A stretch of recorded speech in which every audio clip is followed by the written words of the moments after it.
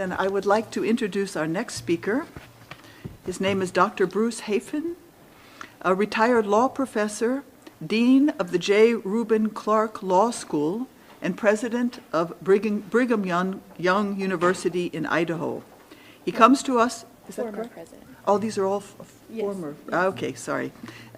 Former dean of the J. Reuben Law School and former president of the Brigham Young University in Idaho. He comes to us with extensive experience in the study of children's rights. He's well known for his writing on children's, the title, Children's Liberation and the New Egalitarianism, Some Reservations About Abandoning Youth to Their Rights. Two of his publications have been cited in majority opinions of the U.S. Supreme Court. One in a case on whether a minor has a right to abortion, the other on a case of adoptive rights of unwed fathers.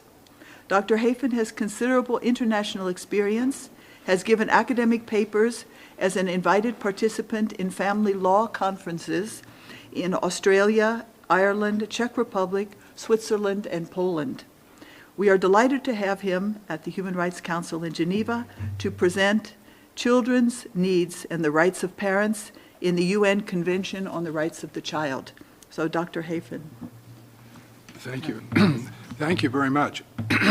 I'd like to introduce my esteemed assistant, my wife Marie, who will be managing our slideshow. And I want to express gratitude to all of you for what you do in your concern for the welfare of children throughout the world.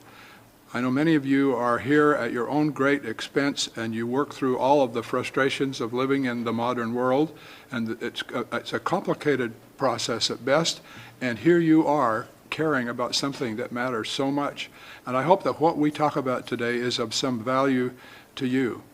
I'm really grateful also to be on the same panel with Dr. Brad Wilcox. I have been acquainted with his work for some years, and as he and you will see, without my knowing exactly what he was going to be talking about, you'll find that his thoughts and mine are running very much in the same direction. I come at this from a little different vantage point. As a lawyer and law professor, I've been interested in the legal rights of children for a long time. My work on children's rights led me to the UN Convention on the Rights of the Child in a way that I would like to describe for you. This is kind of a little personal journey to get started. So with this first slide, let me start with a conversation that took place back in the early 70s when I was a young law professor, and I was talking with my law school dean, whose name was Rex Lee, who was later the Solicitor General of the United States. That means he was responsible for arguing the cases before the U.S. Supreme Court on behalf of the federal government. He became one of the great appellate advocates in American legal history in modern times. And he had asked me to read a paper he had written about a constitutional law issue. As we talked, he and I talked about how far the nation had come with the civil rights movement in the 1950s and 1960s. We were cheering to see what was happening as America was changing and becoming more conscious of what we could do about racial discrimination. And that had fed into similarly valuable work about women's rights. And as we saw the power of the legal ideas that were making these advances move faster and further, as lawyers do, you sort of look at the other side for a minute, and I said to Rex, do you think the time will ever come that these individual rights ideas will be so powerful that they overpower all the other ideas that we ought to be thinking about as lawyers and as citizens? He said, well, what do you mean? I mean, who can be against individual rights? I said, well, I'm not against the concept, but I'm just asking questions about how far this can go. He said, can you give me an example? And I had never taught family law. I didn't really know much about it, but I just responded kind of off the top of my head and said, well, what about children? Some people would say the law discriminates against children because of the concept of minority status. You can't drive a car until you're a certain age. You can't vote. You can't sign a binding contract. You have to go to school, et cetera, et cetera. do you think the day will ever come that there will be a children's liberation movement? And Rex kind of laughed and said, well, that wouldn't make any sense. And I said, I don't think it would either, but the way the momentum of this idea of individual rights is going, it wouldn't surprise me. I walked out of that discussion. I couldn't stop thinking about it. I was very curious, and so I started poking around in the legal literature and found there were people talking back then. The first articles and books were appearing arguing that there should be a children's liberation movement. I talked to one law professor who was into this movement and said, I'm surprised that you would say, let's liberate all the children, remove all the age limits. What's the rationale for that? He thought for a minute and he said, kids are people too. How can you argue with that? So I kept thinking about it, and I thought, I wonder if that'll show up in the courts. And then after a few more months, I remember when my research assistant came running into my office and said, I've found the case. I said, what's the case? He said, a case in the state of Washington up in Seattle where a court has allowed a child to divorce her parents. I said, you're kidding. He said, here's the case, you can read it. So I read it. It wasn't really a divorce, but the situation is that a 16-year-old who was very bright and articulate didn't like the fact that her parents didn't want her to smoke, and her parents wanted her to be home earlier than she wanted to come home. So she marched into some children's rights office there in Seattle, and they helped her file a petition before the court in which she walked into court and declared herself incorrigible, because that was the only legal category they could find to justify intervening in the child-parent relationship. Your Honor, I'm incorrigible. Get me out of this family. The court honored her request. Well, that case was dramatic enough for me that I thought, wow, here we go. It's children's liberation. And so I wrote a law review article just the way law professors do. I was just trying to figure things out and share what I was finding. Well, to my great surprise, it was not long after I published that law review article until the U.S. Supreme Court cited my article in a very important case involving a request by a minor to have an abortion without parental consent. And I'd like to show you the language of the U.S. Supreme Court. Justice Lewis Powell wrote this in the majority opinion. I don't need to go into the details of what else the court did in that case.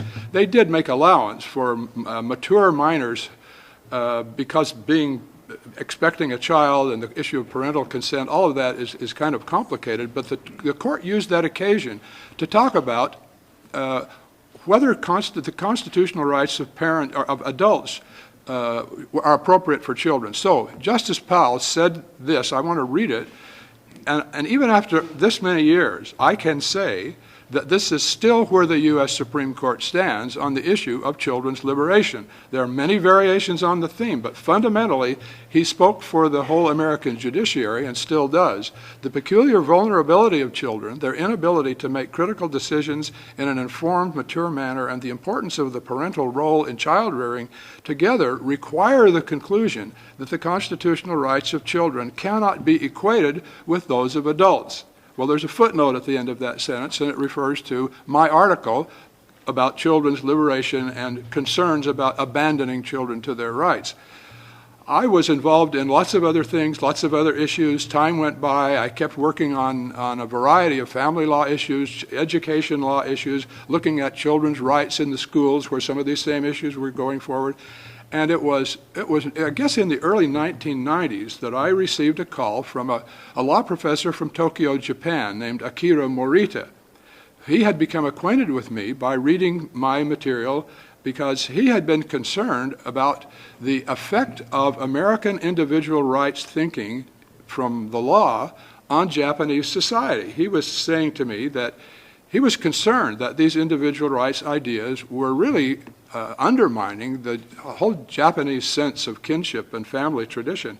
He said, your movies are doing this to us, your law is doing this to us. And then his comment was, look, you won the war, do you have to do this to us as well?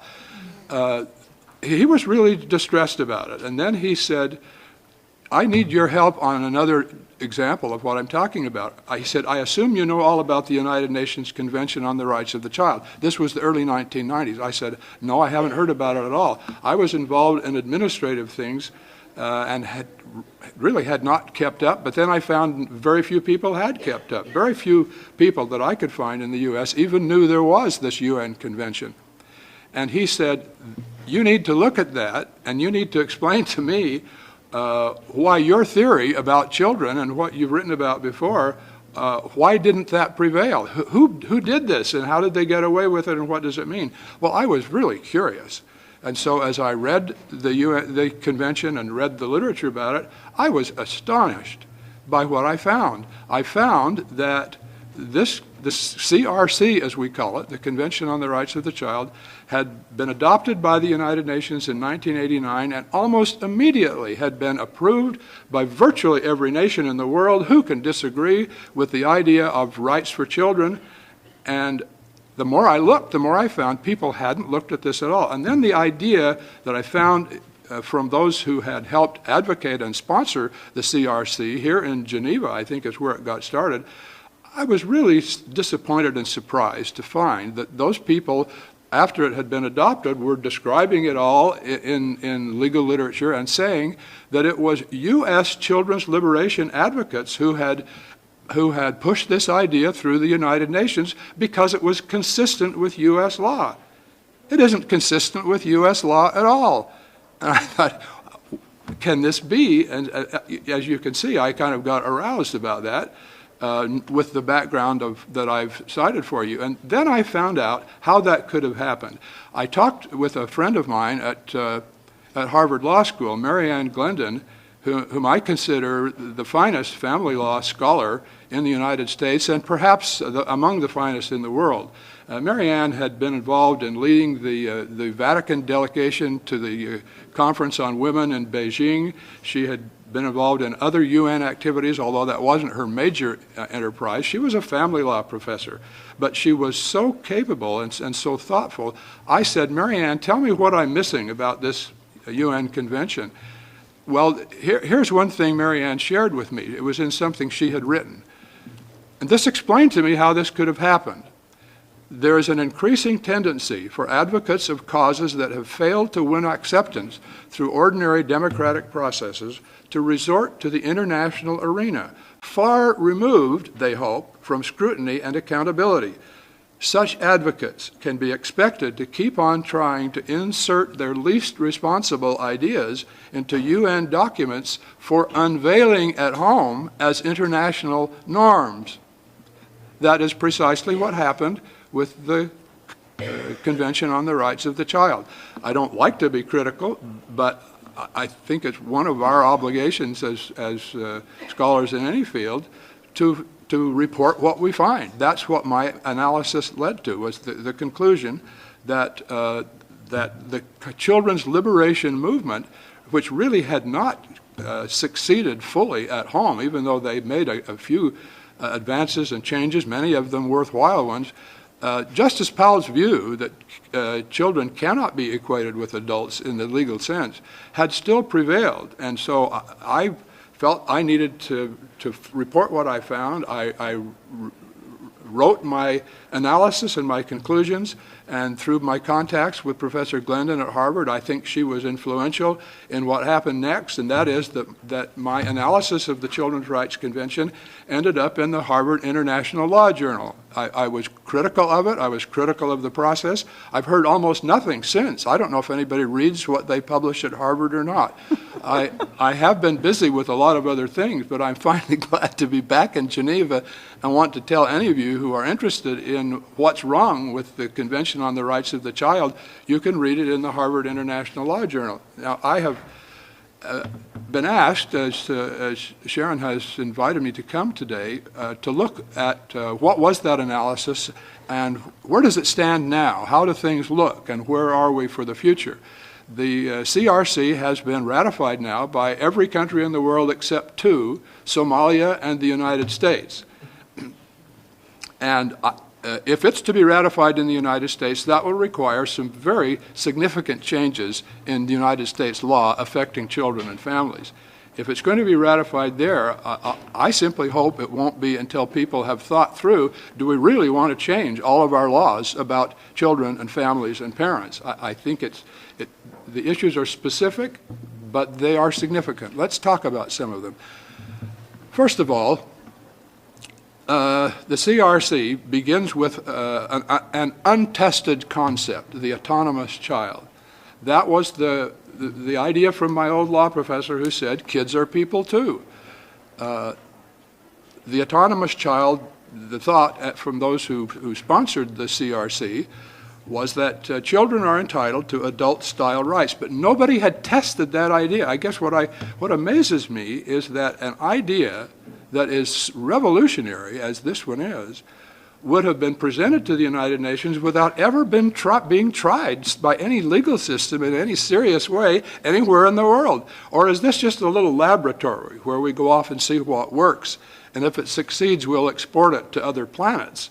I guess that's how this goes. I don't know. But one of the reasons I'm so candid with those of you who are here today is that I believe people who do what you do in working with NGOs and representing your governments, this is the best place to get people to slow down around here and look at what we're doing so that nobody adopts something because it has happy platitudes that maybe change the assumptions and change the game before people realize what has happened. Here, this one got my attention. I wondered if anybody read this at the time this was being considered. This was, I found it in the UN Publications Catalog in 1994-95, innocuous little summary of what you can get in the bookstore here. The CRC promotes a new concept of separate rights for children with the government protecting the child from the power of parents. This concept, another advocate said, is based more on children's choices than on children's needs. Let's talk more about what that means. My analysis of children's rights as it has developed in the U.S. is, yes, the U.S. Supreme Court has acknowledged a number of constitutional rights for children, but virtually all of them are in the category of what I would call protection rights, not choice rights. So let's make that distinction clear. Protection rights don't depend on capacity. You don't have to be a certain age. You don't have to have any particular ability. These are rights that protect people's property, the physical care, security, due process. That means the procedures that are at work in courts and other institutions, schools, juvenile courts, and so on. This is the source of protection from abuse and neglect. I distinguish protection rights from choice rights, which would be the authority, that is the legal authority to choose, to make legally binding decisions like voting, marrying, making contracts, exercising religious preferences, choosing where and how to be educated. Well, as I say, my summary over the years, and it really hasn't changed in the years I've watched it up until today, the constitutional rights that have been recognized for children in the U.S. are almost all in the protection category, not in the choice category, because the court has recognized the limitations in children's capacity and the value of having age rules to determine capacity for the most part. We can't have all the courts of the world bogged down in trying to decide how capable someone is of a mature decision. We use age limits for that. We have for a long, long time. Let's go on to the next point. We've used minority status as our approach to deciding what children need. Does minority status discriminate against children? That is, the age limits I've been talking about? No, it protects them. And it protects society from the long-term consequences of a child's immature choices. And it protects children from being exploited by those who take advantage of their unique vulnerability. To confer choice rights on children prematurely removes the protection they need to foster their normal development. So my main concern then was that the CRC was ready to walk away from the concept of minority status and allow many, many more sort of individual determinations with their language. It all depends on the evolving capacity of the child. Well, having raised a whole house full of children, Marie and I have heard from our kids a lot about their evolving capacities. I remember when my 7-year-old son, who is now a very fine lawyer, was quite upset that he didn't have the right to vote at the age of 7. He said, "I know a lot more about Nixon and McGovern than Grandma and Grandpa do." Well, that was probably true, but I don't know if he could have persuaded a court at the United Nations that they were ready to turn over the management of the planet to 7-year-olds. Let's go on to this next concern about the CRC. Having noticed, I guess we put this quote in the slides because Justice Stewart's opinion about whether young people should have access to pornographic material, a child is not possessed of the full capacity for individual choice.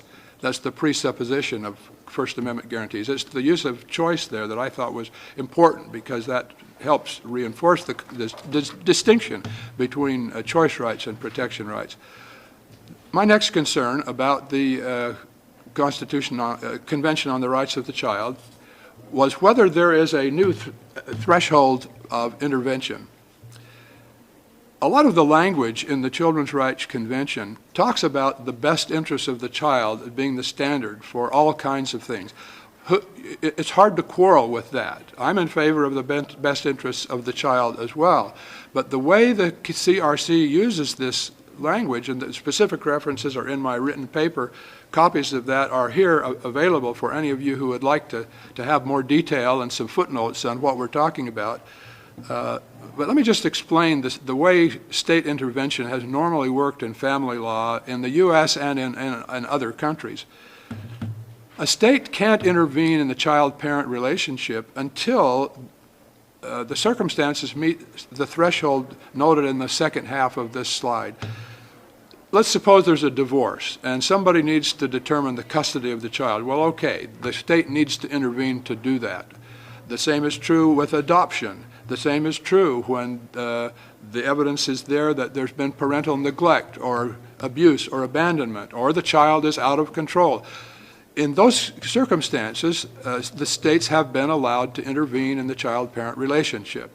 Well, the CRC suggests there might be a new standard for that intervention. Let's go on to the next slide. Here's a kind of perspective that will explain my concern.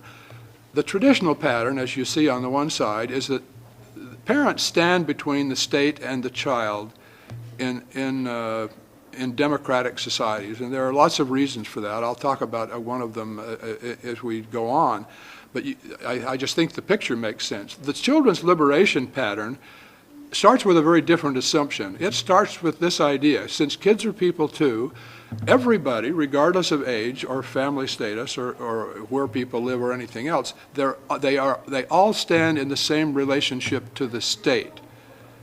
And so the state can intervene for the best interests of the child without intervening between the parents and children. You see what I mean? That on this side, the state has to go around the parents, and it can't cross that threshold until we meet certain minimum circumstances like abuse or neglect or a divorce.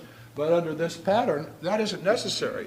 The state can intervene in that relationship as soon as somebody thinks something's going on that's unreasonable. Well, reasonableness, who knows what's reasonable? The lawyers talk about circumstances when reasonable minds could differ. Let's go on to the next slide, Marie. The U.S. Supreme Court has supported that traditional view that was in the first picture with this statement from a famous case almost 100 years ago now, a case authorizing parents to send their children to a private school and not be required to send them to a public school. The child is not the mere creature of the state. That was for the protection of children and democracy, because it is a characteristic of totalitarian societies to work directly with everybody, with children, to control the value transmission process.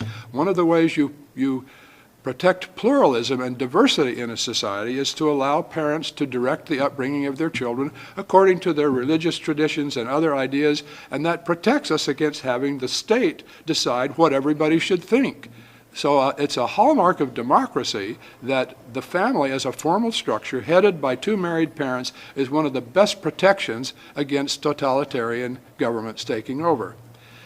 But the CRC's new optional protocol, being specific now about when could children circumvent that relationship with parents or when could the state, I've read what they say, and it's unclear to me just how serious they are, but using the best interests of the child language, it would not surprise me, as that case in Seattle that I mentioned at the beginning no longer surprises me, that some 16-year-old can go into a children's rights center and say, I don't like the rules my parents are imposing on me, get me out of this. Well, who's going to decide the best interests of the child? Can you see how different that is from the traditional standards of abuse, neglect, and abandonment? That's my only point, is that they are introducing a completely new standard and threshold for intervening in the child-parent relationship. Let's go on to the next one. A specific example of this is in Article 14 of the Children's Rights Convention, where parents are limited to providing direction regarding religion to the child in the exercise of his or her right in a manner consistent with the evolving capacities of the child. This language could imply that parents have only the rights that the Children's Rights Convention gives them without recognizing the natural and independent parental right that we just talked about. This contradicts the right of parents even as enshrined in UN human rights treaties. As, for example, to ensure the religious and moral education of their children in conformity with their own convictions. That's been recognized in past UN deliberations. I don't know why they didn't catch it in the Children's Rights Convention, but it isn't clear in the CRC. Going on to the next one. The example of coming out of the CRC's concern with privacy, which has been called the right to be let alone in one famous U.S. Supreme Court case. Contraception without parental consent. This quotation is from a typical communication from the Children's Rights Committee to one of the member states. States parties should provide adolescents with access to sexual and reproductive information, including information on family planning and contraceptives, regardless of whether their parents or guardians consent. Well, that's an example of privacy. Let's look a little more at privacy. Go on to the next one. Does privacy give children a right to sexual freedom? That's really the door you're opening when you start talking about contraception and abortion, because kids get the message, as everybody does, that a standard that says children are entitled to a constitutional right of privacy, well, to many people that means the what we've always called in the past for adults only. Do children have a constitutional right to have sexual relations, to have children out of wedlock because the Constitution protects them? That would not, that interpretation would not be supported by other UN documents. It's simply not clear in the CRC. That's why I highlight it here, in the hopes that we can clarify and contain that before it gets carried away. One commentator on the CRC was quite convinced that children do have that adult-style right. The right never to be, what is it? The right to be left alone. But in the sexual area, as this last statement tells us, most U.S. pediatricians have long agreed that adolescent sexual activity is unhealthy for children emotionally, psychologically, spiritually, and physically. So that's the reality of where children are in their development. So let's just be sure that that reality is considered before we say, well, kids are people too, they should have a right to privacy. Maybe I could just insert here a little visual for you. I wish I had a picture. You can imagine this one, I think. When I thought of this one when I read the law professor who said, well, yes, I think the Children's Rights Convention gives children the right to be left alone. That's the term for privacy from the U.S. Supreme Court. I thought of him a few years ago when I was in a Pacific Island country, and Marie and I were on a bus together, driving past someplace, a street corner. No people around at all, but we saw a little boy standing on the street corner. He looked like he was probably 4 or 5 years old. Beautiful little child, big brown eyes, but he was looking all around because he was all alone, and we wondered where his mother was or where somebody was. He had that kind of forlorn, fearful look of a motherless child. He was wearing a tattered T-shirt, and on the T-shirt were written these words in bright letters: "Leave me alone." I don't think that even the most ardent children's rights advocates at the UN would want that to be the poster child for their concept of child autonomies. I mean, anybody can see how ironic it was for this poor child who was trying to find his family to be standing there saying, "Leave me alone." That's the last thing he wanted. Let's go on to the next one. Sex education, contraception, and the role of parents. The CRC committee routinely requests states parties to provide children in public schools or otherwise with abortion access, sex education, and contraception without allowing parents to opt out for their children, whether on religious grounds or otherwise. The CRC itself doesn't mention these things specifically, but the committee that's interpreting that document reaches this conclusion. But what I want to do is talk about how inconsistent that conclusion is with other United Nations documents and with U.S. law. Go on to the next one. The UN Declaration of Human Rights in Article 26 states, parents have a prior right to choose the kind of education that shall be given to their children. If that statement were honored, I don't think it would be appropriate for the CRC committee to say that parents can't opt out of sex education and contraception programs. In Cairo and in Beijing in the 90s, there were documents adopted in very visible UN proceedings, including language that said parents should be involved in programs related to children's sexual experience. U.S. law, I know that isn't the standard for everything, but I go back again to what I said earlier. The CRC was presented as being consistent with U.S. law, but now the CRC committee says the CRC does not allow homeschooling. It doesn't even allow parents to opt out of public schools when there are programs that parents feel violate the religious interests of the parents. U.S. law does allow homeschooling. Parents may opt out of sex education in 35 out of 50 states. I might mention that even though the CRC committee does not allow parents to opt out for sex education, as I've read a few recent cases, I found a striking one out of Norway. This was not the CRC, this was the European Court of Human Rights. There, an atheist family objected to having their children be taught religion in public schools because that was a mandated part of the public schools. The parents filed suit and said it violated their religious liberty as atheists to have their children taught in the public schools according to Norway's law about the church, the state church. The court granted the request of the parents, so they were able to opt out in that circumstance. And so I'm a little troubled that we can't see the difference between one religious view of parents and the others. The right of parents should be consistently protected if we're going to be consistent with general UN treaty language and with American law. Let's talk next about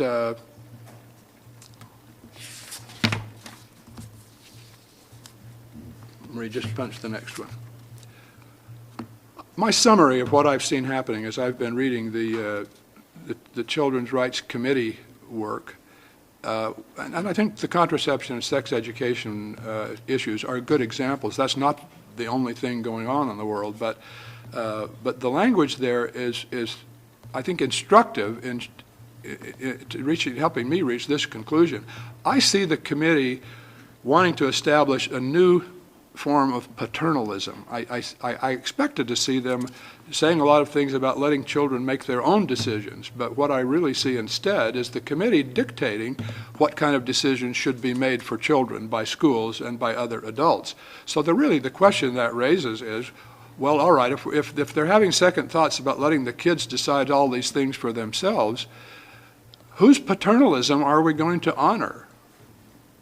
The parents' paternalism, that's where the word came from, or would it be the government agencies of their home countries, or would it be the paternalism that comes from international organizations like the UN? Which of those options is best for children and for the future society? Let's talk about, give me the next one, Marie. You might be interested in this. It was apparently overlooked by the Children's Rights Committee. Two law professors in the early 1970s, Henry Foster and Doris Freed, very well known in the family law field that I was in, they wrote what they called a Bill of Rights for Children. One of their statements states this about what legal rights children should have. The child has a moral right to parental love and guidance. Now, moral right may not be legally enforceable. They acknowledge that. But if we want to talk about the children's rights that matter, why does this one matter? I want to say something about that, and it will tie what I have to say with what Professor Wilcox showed us. Why the child-parent relationship is key. Research shows the need of every child for unbroken continuity of affectionate and affirmative relationships with an adult whenever possible with both parents. There are footnotes that support that, of course. The parent-child relationship is central in all factors of child well-being, and I'll let Professor Wilcox's data speak. What he says is completely consistent with the point I'm trying to make, and that is that children raised by both parents are going to do better in every possible way, and that ought to influence our thinking about children's rights. Go on to the next one. This leads us to talk about marriage. If we are serious about the rights that will matter the most to children in the long term, and now I just turn to Professor Wilcox and say, thank you, you were an ideal expert witness for me today, because everything that Brad Wilcox put on the board shows us that children will be far better off if they can be raised by both parents. Well, I know that's hard to do, but the UN doesn't shrink from trying to do things that are hard. Shouldn't the UN give higher priority to helping its member states increase the likelihood that each child's biological parents will A, marry, and B, stay together, rather than ignoring this most crucial factor in the child's environment, a stable relationship of long-term continuity with both parents? And I have one more little summary. This is consistent with what Professor Wilcox showed us. It comes from as neutral a source as Time magazine. There is no other single force causing as much measurable hardship and human misery in this country as the collapse of marriage. It hurts children, et cetera, et cetera. And one other statement from a panel of experts on marriage with which I think Professor Wilcox has been associated, the most important causal factor of declining child well-being is the remarkable collapse of marriage, leading to growing family instability and decreasing parental investment in children. Well, given those findings, it isn't surprising that we might say this is something children might need, a little attention to the marital status of their parents. These are just little numbers compared with all that we got from Professor Wilcox. Other writers I've read have been especially intrigued by the way some have put it. A French writer was writing, marriage has lost its charm for young people. They think it's private. And the relationship between two young lovers is a private thing. And they have children, well, I guess that's private too. It's just that when children are born of unmarried parents, they suffer and the world suffers because dysfunctional children create dysfunctional families, and that creates a dysfunctional society.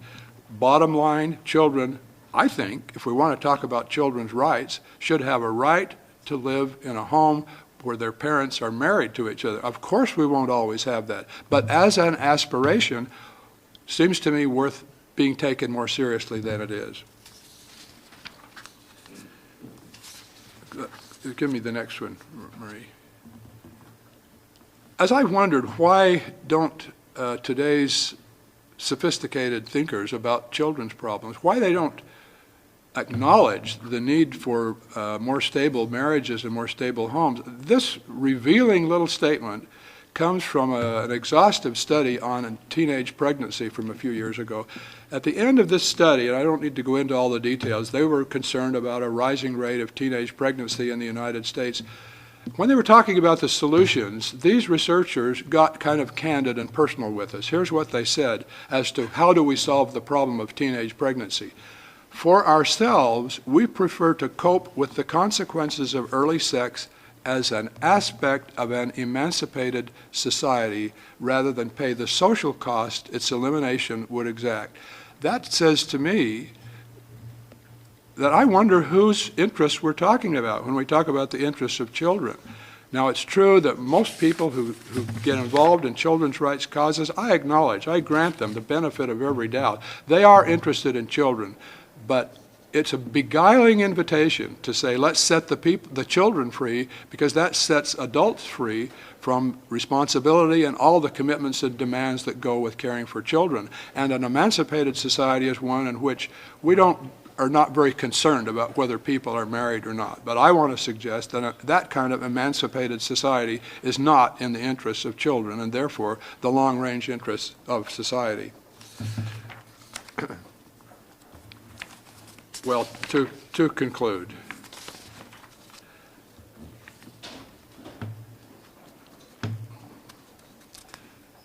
many legal systems limit children's autonomy in the short run in order to maximize their development of healthy autonomy in the long run. We want children to be autonomous. This approach encourages development of the competence needed to produce an ongoing democratic society comprised of adults who are capable of responsible autonomous action. But to short-circuit this process by legally granting rather than actually teaching autonomous capacity to children ignores the realities of education and child development to the point of abandoning children to a mere illusion of real autonomy. I'm all in favor of autonomy for children, and I wish it could be accomplished by passing a resolution at the United Nations. It didn't ever work at our house, and so maybe we need to go back to the basics and find ways to strengthen the homes where children are raised, strengthen the relationship with their parents, and in that way we'll produce autonomous children that can maintain a more stable, free society in every country in the world.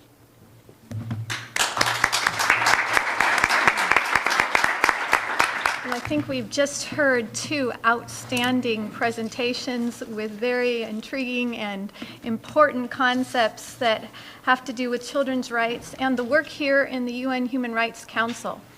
In fact, as Bruce Hafen was speaking to us, I was thinking of some of the resolutions that have come before this council that reoccur again and again on the rights of the child. There's a lot of times provisions that are dealing with these kind of autonomous rights where language is being proposed to grant children privacy, confidentiality, especially in the areas of sexuality education or reproductive health information in all these areas that are constantly being discussed here. So we would ask you to consider confidentiality from who? Privacy from who? Are we talking about from the parents? Because, as was so amply stated here, the Universal Declaration of Human Rights says that the parents have the prior right to choose the education of their children. And it is the parents who will have the best interest of their children in mind. And that's why nations, legal systems throughout the world have recognized the parental rights that antedate, that come before the rights of the state. So I hope that you will take these thoughts as you are negotiating any provisions relating to these sensitive issues and children's rights as you move forward.